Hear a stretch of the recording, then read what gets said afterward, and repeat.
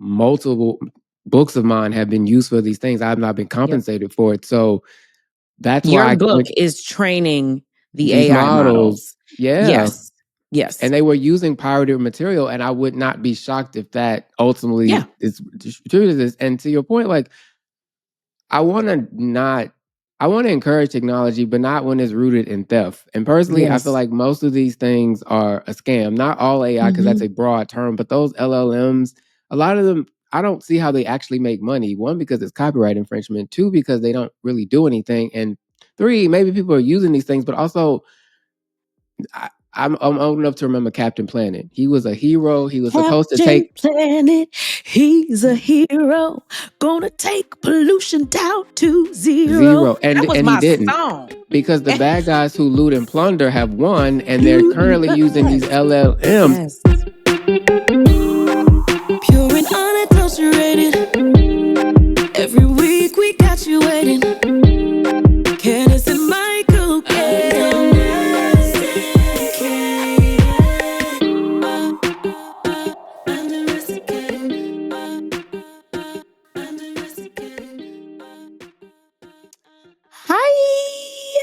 Hi guys. Hello.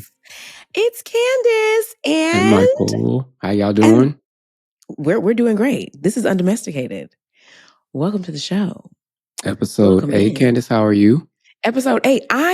I'm tired and my head hurts. I bet you were working hard in Vegas. It was a lot going on in Vegas. I was gone from Thursday to yesterday, and I didn't even do like the BravoCon official BravoCon of it all. And I'm tired. Okay, I was there. I was partying with a purpose. So I feel good about my contributions to society this weekend, but I'm tired. How was the party? It was great. It was great. I was there with the Working Families Party and the Real Housewives of Politics. Follow them on Instagram.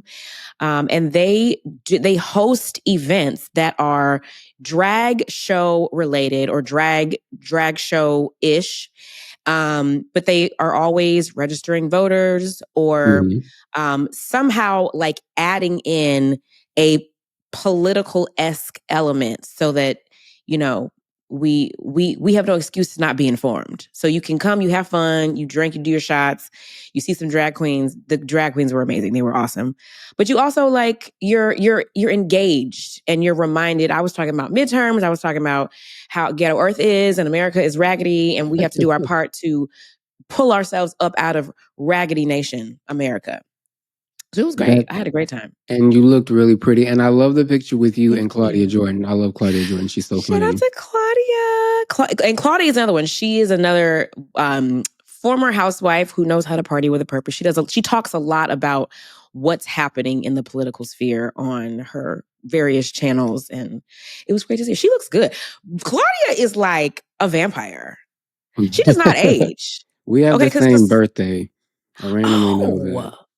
Was yes. Okay, that's why yes, you all are both like good, calming, smart energies. I enjoy you both. So that makes sense. I will shout out to Claudia. Both can be a firecracker. Shout out to the Aries. Listen.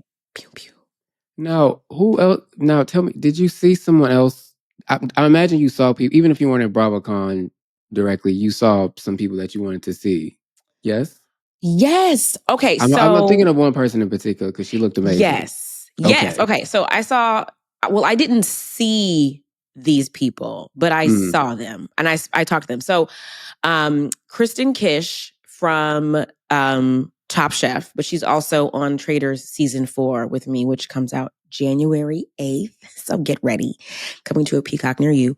We were trying to like link up, but the schedules weren't working. So we FaceTimed and then did like a screenshot on FaceTime. And that was our meetup. But I love Kristen. It was good to catch up with her. And then Karen, remember I was talking about Karen being like a mentor to me and just like a good sister friend. True to form, I needed a makeup artist while in Vegas. I did their ABC local affiliate on Friday. I did my makeup myself for that. But Saturday, I was like, I don't want to do my makeup. I want to just like relax. And I didn't know anybody in Vegas. And I said, Karen, can your makeup artist come over and do my face? She can come whenever she's free, whenever she's not doing your face. She can come at 8:00 in the morning and I'll just be a vampire and lay like this all day. And she sent her makeup artist, Angelica, over to my hotel to do my makeup. And then we were trying to link up, Karen and I, the next day, but I had to leave to come back to be with my child. So I didn't get to see her, but we did talk. And Karen looks the fuck amazing. I'm going to She does. Also, that's so sweet of her to send a makeup art. Always taking care. That is very grand dame. Karen she's a girl's girl, and she looks out. She always looks out. So thank you, Karen, for sending Angelica. I looked great, and I loved Angelica. She was great. And but no, Karen looks amazing. I was just looking at a picture of her. She presented an award at, I think it was like the Bravos at something, one of the events. She presented an award. I guess it was the Bravos. Because she's spoken publicly about getting a little work done, which I appreciate. Her doctor, I had found him on Instagram like years before and said, ooh, let me just bookmark him, Dr. Truesdale. And when I saw she went to him, I was like, oh my God, like, tell me everything. And she actually FaceTimed me like 3 days after her surgery. She looked amazing. 3 days post surgery. So I actually, when my mom and I were in LA for work, I was in LA for work for a week. I booked my mother, a consultation to see Dr. Truesdale. It is a $500 consultation to see him, and he will tell you what he's going to do and how he's going to snatch you up and cut you up and stuff. And then he also just did a little side one for me because, I'm not ready yet for a facelift, but when the time comes, I wanted to just know like what I'm going to need to do. And my mother's face is my face. So whatever they do to my mom, I'm just prepared to have done to me. Yes, but it's the way you phrased it. we are the same. You want a facelift. I mean, you'll. I am prepared. But you're prepared. There's a difference. Yes. I believe in getting work done. I celebrate women that, in a healthy way, because there are women who are people that have a bit of an addiction to surgery and have body dysmorphia. I pray for those people, but I believe in tweaking and doing things that make you feel good within reason. And if my face gets a little slapped and gravity starts beating my ass, I'm going to get my face done. Same thing with my boobs. My boobs died after I breastfed yet. They will be on a slab near you getting stuffed soon. I'm going to have one more baby and then I'm going to go get these things stuffed. Okay. If my stomach goes to the shitter, it hasn't. But if it went, I would be laid up on a slab near you getting pulled and snatched. I believe in getting a little work done. So yeah, I will be seeing Dr. Truesdale. Probably like my mother is a woman of a certain age. I won't reveal her age. My mother looks great for her age. She's not old, but she looks great for her age. I will probably wait until I'm around her age to go, which I have a lot of time. But I just wanted to know, like, what do I need to do? Because even right now, I want to, if you all are watching on YouTube, like, I just want to do this. If you can see this, I'm pulling like near my jawbone. Just pull it up. You're teaching me a lot because I wouldn't have noticed. But you look great, and shout out to great work. Shout out to great work. My weekend was not as busy because LA monsoon season started. I did get out to say happy birthday to a friend. LA, y'all can't drive, act right. And Summer Walker put out an album, so all I did was like be sad and body roll. So that's all I needed. Great transition into something you cannot replicate, like Summer Walker. Because you want to talk about this. Her name is help me out. Is Xania Monet? Is that how you say that? Xania Monet. Okay. Monet. So Telisha Nikki Jones is the creator of the AI artist. Yes. She's a 30-year-old woman from Mississippi. She's a poet and a design studio owner. And she used Suno, which is a chat GPT-like app for songwriters, to take her lyrics and turn to an artist. Her single, How I Was Supposed to Know, actually hit the R&B digital sales charts in the top 10. And her 5-song catalog has earned so far an estimated $52,000 revenue to date per Forbes. And what got her all of these interviews, including Gayle King, Tamron Hall. She just was on Way Up and Angela Yee earlier this week. She got a $3 million record deal after a bidding war. A bidding war. Which, okay. So she told CBS Mornings that, how you say it again, Candiace? Help me out. Her name, Xania Monet is an extension of me, so I look at her as a real person. I just feel like AI, it's the new era that we're in. And I look at it as a tool, as an instrument, and I utilize it. You are the singer-songwriter. I have thoughts on AI, but I would really like to hear from a singer-songwriter artist perspective first. What do you make of all of this? Honestly, for like the first time in my career, like in my music career, I feel replaceable. Like I feel like, not because I lack talent or, I don't have the chops to make it, but because I'm not a machine. And machines, they don't need to rest. They don't need training. They don't need health insurance. They don't need a label budget. They don't need mental health. They don't need anything. It's a machine. It just needs electricity. And the industry seems to be too comfortable with that. And from where I'm sitting as a signed independent artist, shout out to United Masters, my label, and also as a voting member of the Recording Academy. We talked about that last week, I believe. Artists like AI artists, and this is not like, I've heard of this happening before, and we've seen other artists or other people take Beyonce's voice, for example, take Rihanna's voice, for example, and create songs using their voice. We've seen it happen with Drake as well. So this is not new, but this is the first time that I'm hearing of someone actually being signed to the tune of $3 million. Artists like this worry me because they flatten our ecosystem. Like you're getting instant access to investments. Like $3 million in this economy, in this year of our Lord, is unheard of. That like that blew my wig back to hear that as someone who has been working toward a music career for almost 20 years. I was in a girl group in high school. We were this close to being signed to Arista. Oh, wow. My Candy Burris actually helped mentored my group. She actually came and we had a rehearsal house in College Park in Atlanta. And Candy knew our manager. His name was Chris, crazy Jamaican guy named Chris. And she came, I'll never forget, she came to the house. We had no furniture in this house. She came and she like sat on the floor and took off her shoes and was like, the same Candy that we know today. I was gonna say, that seems like Candy. Like, she's always been that, like that. And she mentors girl groups. She has a group now called Siren. They're freaking amazing. Yeah, they have this is not great new. singles. Yes. So she's been doing this forever. And she was a mentor to our group. We obviously didn't flourish, but that's just to say I've been doing this for a while. And obviously I got my break through the platform that Bravo gave me, which I'm very grateful for. But I have a manager. I have PR. I have vocal coaches.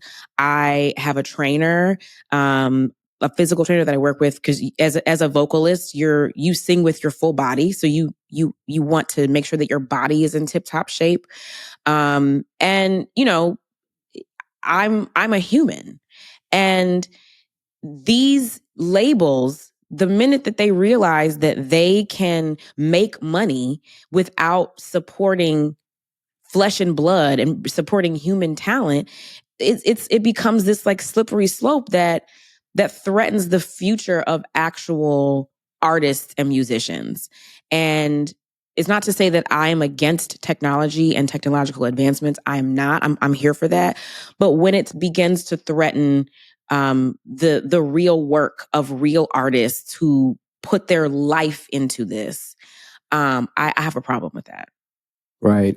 Have you heard the song? I avoided all of this until we were prepared for this. What did you think of the song? The song is lovely. I mean, it's Did a it great sound like song. anyone to you? Yeah, yes. It sounded to me a little bit. I heard a little bit of Beyonce and I heard a little bit of K Michelle. Yes, she heard it too, and apparently Victoria Monet has heard and seen herself because she told Vanity Fair, yes, it's hard to comprehend that without a prompt. My name was not used for this artist to capitalize on. I don't support that. I don't think that's fair. When that name starts to ring bells in a certain way, it can easily be mixed up with my brand. It's not ideal. And this is sort of really the crux of my thoughts on all of this. Because I watched the interview with Yi and Jasmine Brand, and I saw a lot of the comments there and elsewhere. And I'm sorry, I'm not finna black excellence copyright infringement because, like, I don't, no disrespect to the artist, but the reason why I could hear a little bit of Beyonce and K Michelle is because most of those tools are copyright infringement. Yes. Just like Anthropic, just like Open Anthropic. Like literally, I've recently, as an author, my work was included in part of that class action lawsuit settlement. So I had to sign up for the settlement. There are other companies that I've seen, like Twice the Atlantic has posted articles saying, you're an author, you can search. Multiple books of mine have been used for these things. I have not been compensated for it. So that's why your book is training these AI models. Yeah. Yes. And they were using pirated material, and I would not be shocked if that ultimately is distributed this. And to your point, like, I want to encourage technology, but not when it's rooted in theft. And personally, I feel like most of these things are a scam. Not all AI, because that's a broad term, but those LLMs, a lot of them, I don't see how they actually make money. One, because it's copyright infringement. Two, because they don't really do anything. And three, maybe people are using these things, but also I'm old enough to remember Captain Planet. He was a hero. He was supposed to take Planet. He's a hero.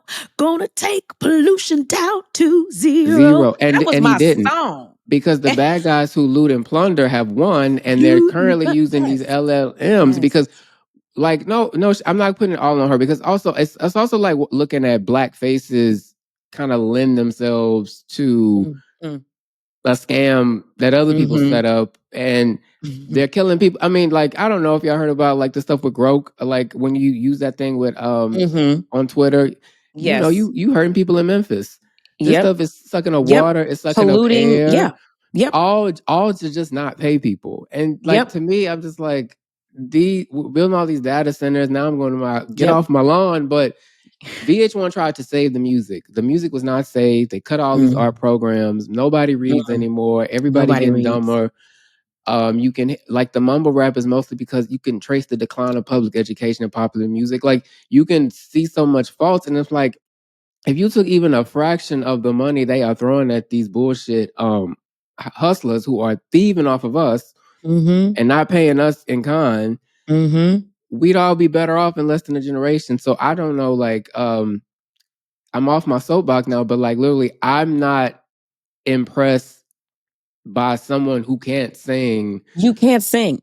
You can't sing, to quote Gayle King. You can't sing, and then you use a model to develop an artist that literally that probably is stealing lifted it from other artists. So I don't like, and some people are like, yay, and it, like, money is not the end all be all, especially if you're stealing from somebody else. So just stop stealing. That's all I got. And K Michelle, I did hear that she was talking about she was gonna talk to her lawyers. After hearing that song, I would talk to some lawyers too. Like, there were other things that you can do, because apparently she said in Tamron Hall interview that she just wanted to create like a twin, and she didn't originally intend for it to be a singer, but then it went that direction, and that's fine. But like, okay, so just put out some stuff and put it on YouTube. You are stealing. What's the girl's name? Telisha. But she goes by Nikki. Yeah, Telisha girl. Okay, Telisha girl. You are stealing out of the pockets of real artists. And it would be one thing if you could sing and you were using AI to clean up your vocals. Okay. We could talk about that because there are entire worlds of artists who have created brands for themselves using autotune. T-Pain is an amazing artist. He does not need autotune, but he created an entire career using autotune. There are other artists who cannot sing and make a living or try. Kim Zolciak had bops. Why can't you be Kim Zolciak? Right. Why can't you put your voice out there and use AI to, manipulate your voice? But you literally have said out of your mouth that you can't sing, and you've created this artist who is they are not giving no $3 million record deals to nobody. Okay. Yeah. They want you to come to the table. They're not even doing artist development anymore. You have to come to the table knowing how to do choreography, do your hair, do your makeup, have your whole team assembled. All they want to do is put you out and take the credit for you and then take some of your royalties. So like we are busting our asses out here just to get the little bit of deals we do get. And that's just the industry's, it's not any one label's fault. That's just the new standard. So for you to come in here with no skills, with nothing, and take $3 million from an artist or several artists, we are upset. We are mad about it. Also, you should be worried as an artist because when there's a lawsuit, a class action. I don't know everybody, but I know Ta-Nehisi Coates, and the Game of Thrones author are part of it. And in response, I think a recent brief, like a month or so ago, ChatGPT, OpenAI, the company behind it, basically said they had a survey, and in the survey, it said that like readers preferred actual ChatGPT copy to the more literary prose. And that I'm paraphrasing, but essentially like they're bragging that they dumbed their audience down so much that they prefer that generic pirated material to the real thing. I would imagine that would be the plan for music artists. I mean, who did iRobot, the movie? They told us, what was that, 20 years ago? Will Smith and them told us 20 years ago that this would be the demise of humanity. And you all are just like Enemy of the State. He was on that. The evidence is there. And you all are just like literally like skipping merrily into your own demise. Like, and this is not to say that, again, I'm not a technology detractor. I believe in tech advancement, but we have to quell it. It has to be controlled. And this is not that. This is the opposite of that. Oh, okay. So we got a note. iRobot was a book that predates him, but you know what? Will Smith had the vision to do the book and put that on to us. Okay. Also, Will Smith, well, that's even worse. So the book is older than the movie. They told us whatever year the book was made. Just an aside, Will Smith really helped me figure out I was gay. Yes. Wait. Very early on. I was like, "Yep, I would like a Fresh Prince in my life." Wait, what did you saw like one of his titties? What did you see? What did he show you? He's shapely. But he used to wear the cut off midriff. I don't know. He looked good like in 1991. I was like, I had already seen it. I saw the vision. Okay, Will. Yeah, I remember that. Mm-hmm. Yeah. Wow, back then he didn't even really have real muscles. Then he was just tall, lanky Will. I don't mind a lean man. See, I don't. Yeah, okay. I like a high pocket. That's usually what I saw like shorter men. Slide in the DMs. Yeah, he told you what he like. Okay. Okay, so we will not. I will give the Nikki credit because I keep forgetting her. Telisha. Now Telisha and her partner, I don't remember his name, did actually say that they plan to actual human beings reached out to them for work because she is a songwriter. So if nothing else, hopefully she can give her real lyrics to actual humans instead of that K. Michelle, Beyonce, Victoria amalgamation. Monet. Yeah, that's a demon. I don't like that. Put her copyright demon. Yeah, it is a demon. Yes, a thief. Because they coming for TV next, talking about, oh, you can make your own TV episodes based on these clips. I'm like, okay, just burn Hollywood down. Take it all. Take it all. As what's her name? Adele said once. A robot wouldn't be able to do that off the rip. See? And like, just there's no feeling. Like you can't. And then my other question is, and I'm going to wrap this up, but how do you go on tour?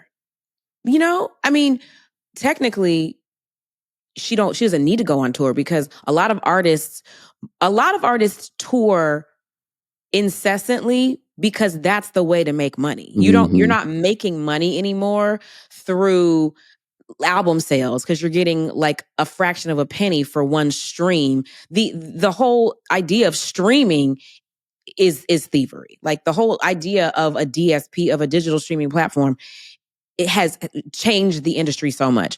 But within the streaming industry, you're literally getting, depending on the DSP, you're getting like a penny or a fraction of a penny per stream.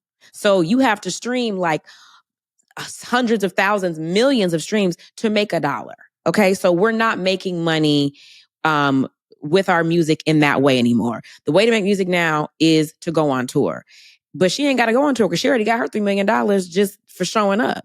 But artists, they'll probably have a hologram that look like Miss Cedar. See, we don't want you that. See it, don't you? No parts. I wonder, to your point about how little songwriters make. I wonder, did she make up a whole robot artist because she would probably make more money as a robot than she would as a songwriter, given how the structure works. But even then, all money ain't good money, and that's still furthering the kind of decimation of artists, particularly Black artists, because they can't wait to clip us. Yes. We do have other crime-related news. I don't even know where to begin with this. So I just say Jeffrey Epstein and then like duck? Dun dun dun. Need a sound effect. Okay, so as of now, because it changes by the hour, after repeatedly saying, no, don't vote for that bill. We're not, just charge petition, mind y'all business. Trump has said that he supports people voting for it, and in a lengthy fake tweet with it, Truth Social, I don't know what to call them, but that I didn't read all that, but I did notice that he used a certain type of phrasing, like basically he's now willing to give them that they're legally entitled to, which is probably his way of saying, I'm just gonna send you the shit where I blacked out all my name and what's left. Regardless, he only wants now to put his name on supporting the discharge position because there were at least 50 to 100 Republicans who were going to vote with the Democrats to release it. I'm not actually sure we'll ever see these Epstein files. However, I don't know. Actually, maybe at this point, maybe we will. I look at it from the standpoint is that I see a lot of people, particularly a lot of people I know, post and kind of opine on this this sentiment that no matter what happens or what is released, it doesn't matter because his cult will stay his cult. I'm not actually. I don't believe in the humanity of Trump supporters. Like, I'm not a big believer in the mega maniacs. However, I don't really buy that attitude. Well, first of all, I don't think it matters whether or not the cult will stick by him if they present evidence that he either if it's irrefutable evidence that he knew Jeffrey Epstein was a pedophile or he participated himself.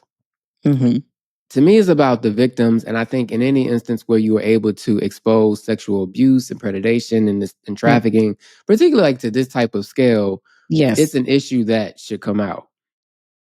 My other thought is, it's not that I believe in the humanity of the megamaniacs, but I think generally speaking in America, how do I want to put this?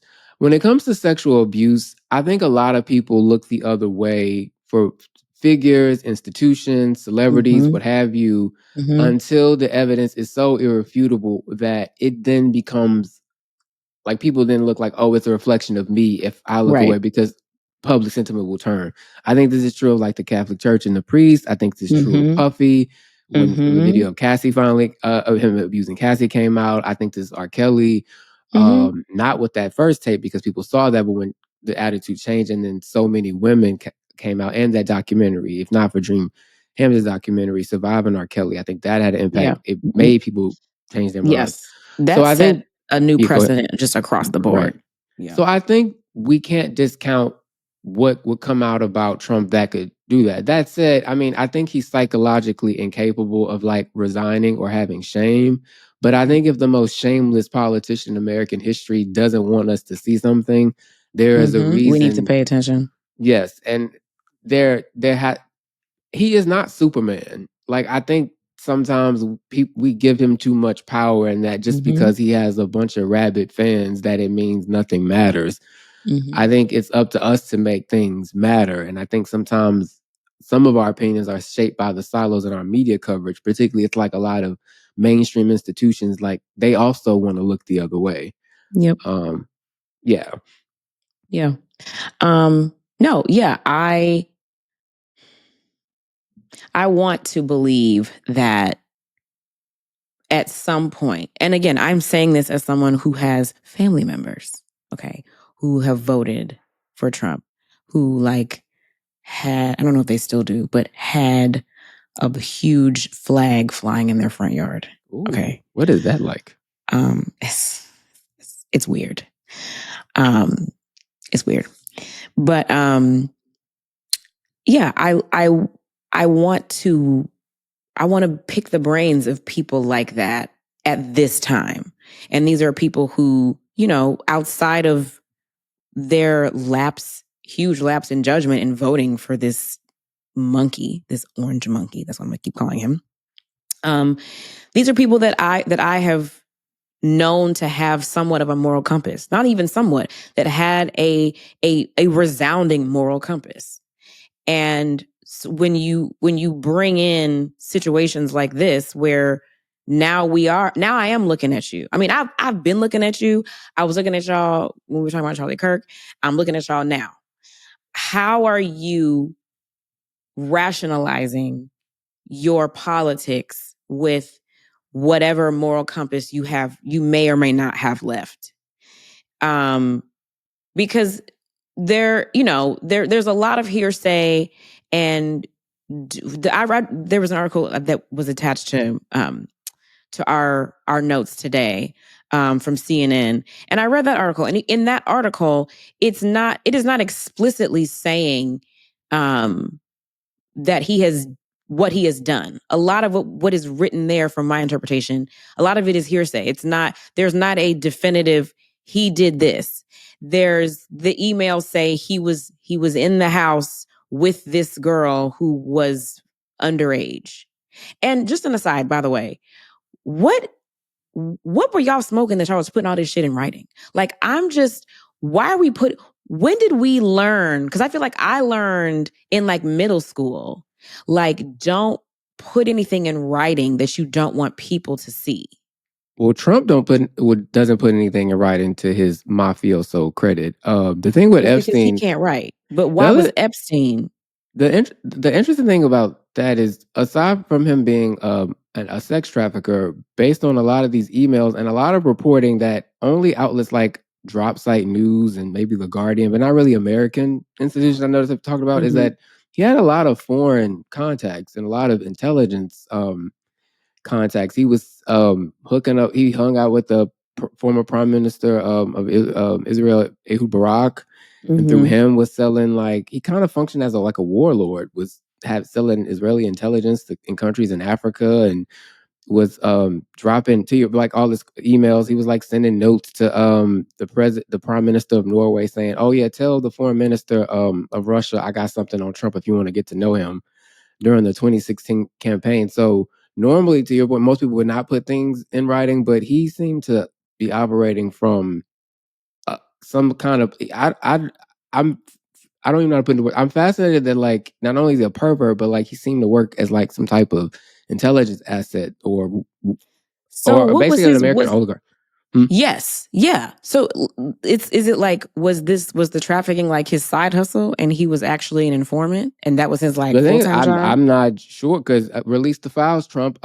It seems like he was a financier, but I mean, I take that as like he laundered a lot of money for a lot of criminals, and so that's how a lot of that connects. And he seemed to help a lot of rich people escape paying taxes through interesting means. And then he also trafficked a lot of girls with the wealth he accumulated. But then also, it seems like his tangles in everything. But bottom line, in the same way I judge Trump people for not really being about what they claim to be in morals, I think a lot of people also wagging their fingers saying, "Oh, you Trump supporters, look at him now. It doesn't matter." I'm like, well, y'all kind of do the same thing because when those plane logs were released, a certain supermodel's name was in it, and her comments were pretty limited in the year 2020 because the people were like, "What's up, girl? It don't look right." We haven't said anything since. She just sachets on, and we just say, "Give it, mother," and all that other stuff. I'm starting to hear R. Kelly sometimes when I go out, and I have to be like, "Are you serious?" And then I don't want to get beat. I don't want to get jumped by the Jackson fans, but even in that case, like accusations about him. But the trailer for the Michael is, I think, one of the biggest movie trailers of all time already. And to be clear, this is to my kind of previous point. I actually reviewed that Michael Jackson HBO documentary years ago for work. And what I wrote at the time is that there were obvious conflicts in that story from Wade wrote in particular. So for a lot of people, while you could not, when I watched it, could not deny their obvious pain and hurt and that they clearly something happened to them, the way the documentary was handled, first, it wasn't actually a good documentary in terms of how a film should function in that medium, but also it didn't give concrete evidence. So everyone was like, see, another reason not to believe. And then they moved back on to like listening to the music. So I think it's easy to kind of like, I hope this is making sense, like wag your finger at the Trump people, but this is something that people do all the time. This is something I learned really early on when my elementary school principal was a child molester. My mom could not put her finger on it, but she did not like him. She said, I could never put him, like, don't go near him, don't trust him. And I remember coming home one day from school, Channel 13 News, he got arrested. And she was like, I knew it. And then like a lot of I forgot, he was removed from the school, but I believe he like was still placed somewhere else, not in their students. And then eventually, because I referenced it in a book and legal checks everything, he was a registered sex offender because he got arrested for something else years later because he clearly had a problem. He had the same weird smile too that my mama didn't like. And I think I was like, these people are everywhere and they're everywhere in society. And one reason why because I've seen people also say we shouldn't talk about Jeff Epstein and all this stuff because we have bigger issues, the rent high, this, that, and the other. The thing about Donald Trump is that he's so talented, he done fucked up everything. There's not ever one thing we can't talk about. Ultimately, the issue is corruption. And the reason and poll after poll after poll shows that so many people care about this. And the reason why they care about it is because in our lives, we have seen so many people who are creeps, who may not be able to function at the scale of a Jeffrey Epstein, but they exist. And when they've gotten away with so much, and when you see all of these people at this level kind of just throw it in your face, if you get the shot to actually get rid of them, I think you should encourage that. And personally, I don't care if it involves Bill Clinton.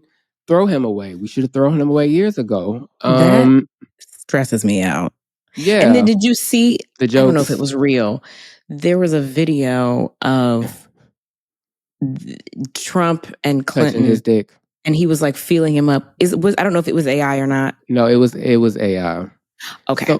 So that's also the thing about the emails, which I think this is why, well, we've already been failed with the coverage, but people saw Bubba and that used Bill, and so they thought that was his some nickname. joke he made about Blue and Bubba. So this whole, for days now, at least a week almost, I just keep seeing Donald Trump touching Bill Clinton's dick, and I really don't appreciate that visual. We don't want to see that. No. America. No. Just literally, I see it again. That man in that red hat going down to Slick Willie and they're like giggling about it. Yeah. I guess that's to be expected because that's just what the internet does. But I will say, while we all can tell Trump is a creep and should be punished if it's possible, Bill Clinton ain't that far away. I mean, allegedly. There's been some long-standing accusations about him too. Yes. And Democrats could have thrown him away. Yes. And even, what is his name? The guy that used to run Harvard, Larry Summers, who's also Obama's Treasury Secretary. This is somebody who was in charge of Harvard and was actually in charge of our economy. And he is emailing Jeffrey Epstein for dating advice. In 2019, he was literally emailing him the day before he got arrested.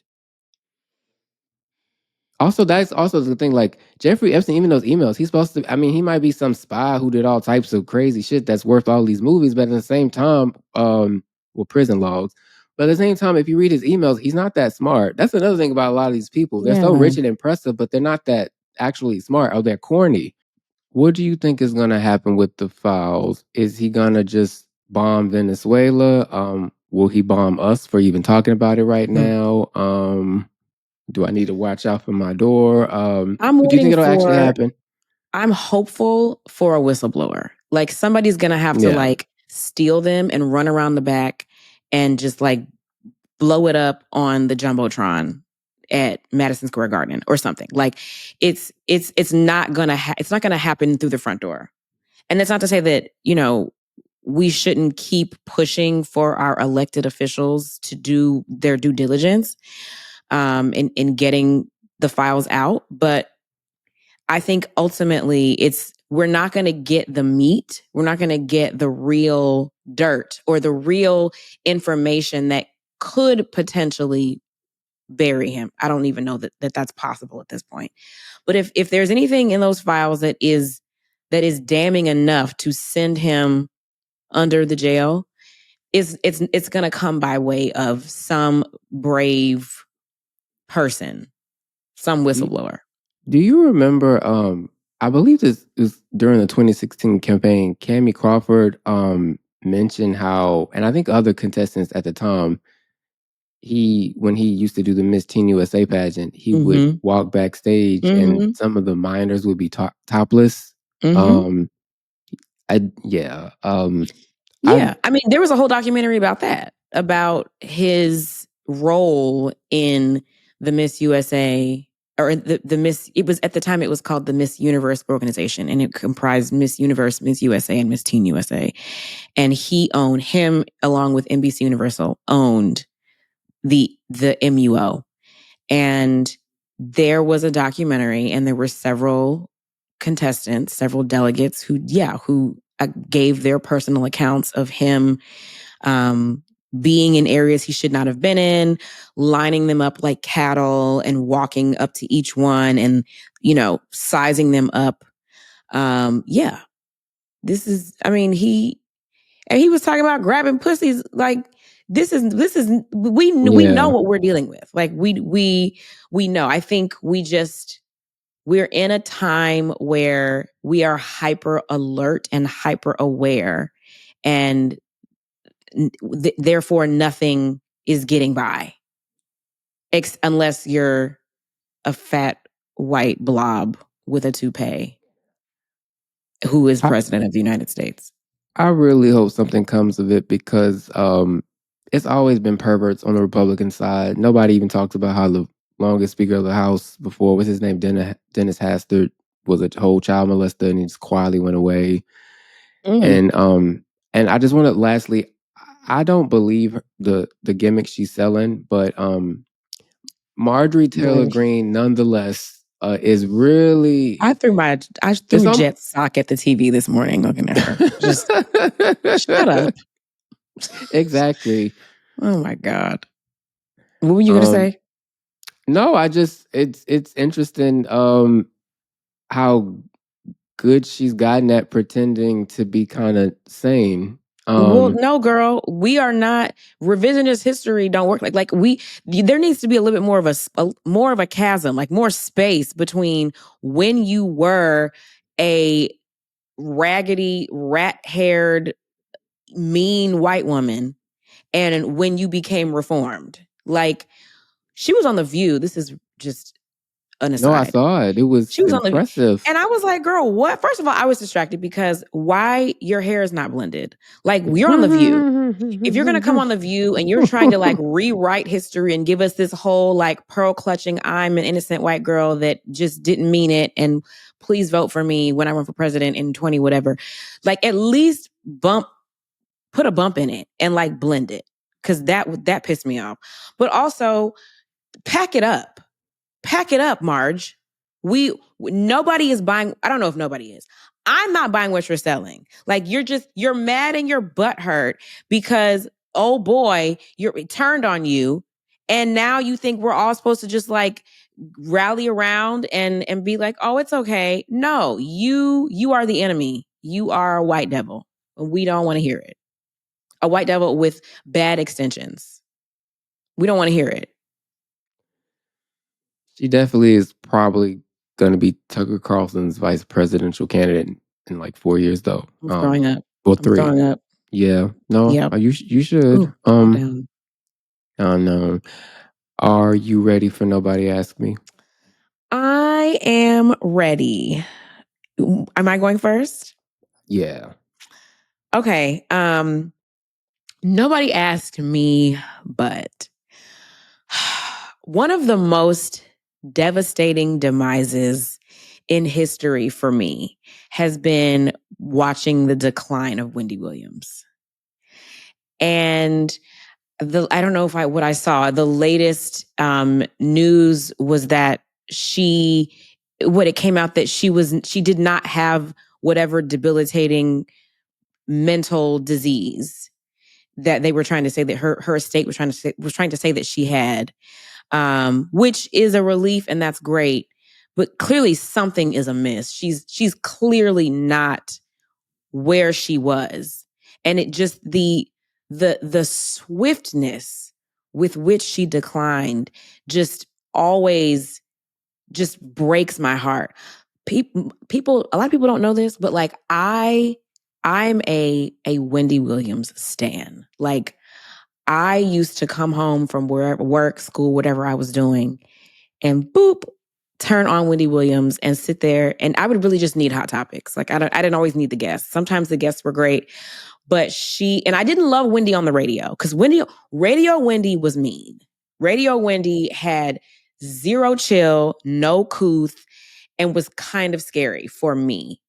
I respected her. I mean, she is and was always a journalist, and I respected her hustle, and her story is one of note, and that should be revered as a Black female journalist working in a misogynistic, male dominated industry.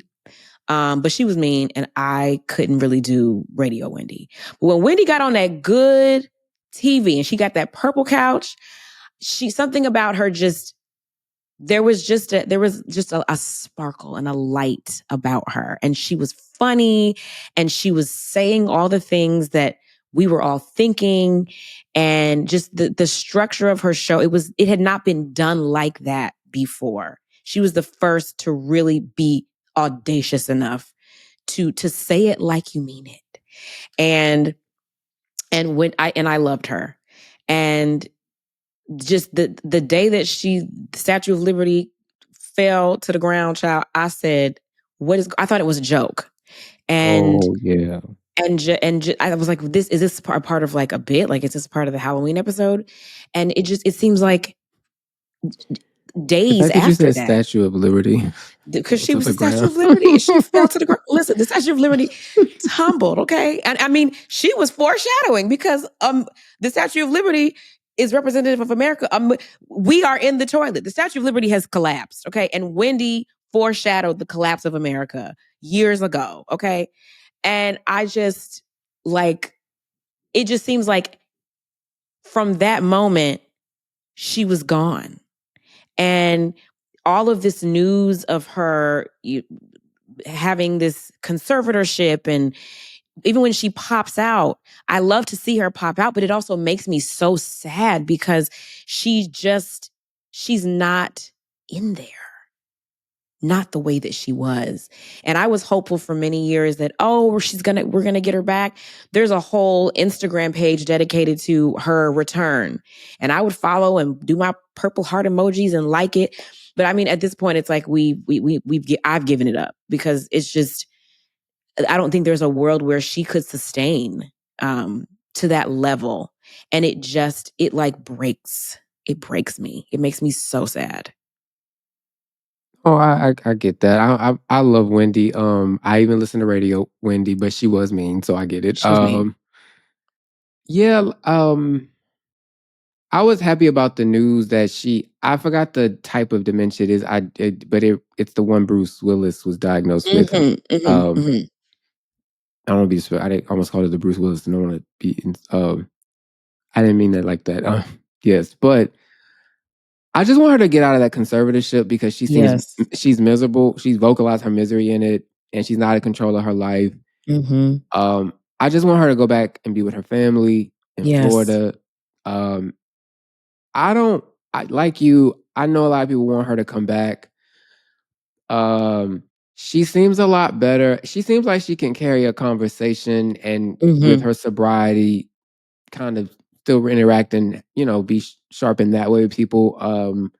I'm not sure she would be able to do like the podcast or these other things, but if that's possible in any form, that would be amazing. I would love to see it. I would take a Wendy even like in a podcast, like whatever pressure, take your time, like whatever. But more than anything, I just want Wendy to feel like she's in control of her life. She should be able to have her phone when she wants. She should be able to have access to her money when she wants. She should be able to see her family when she wants.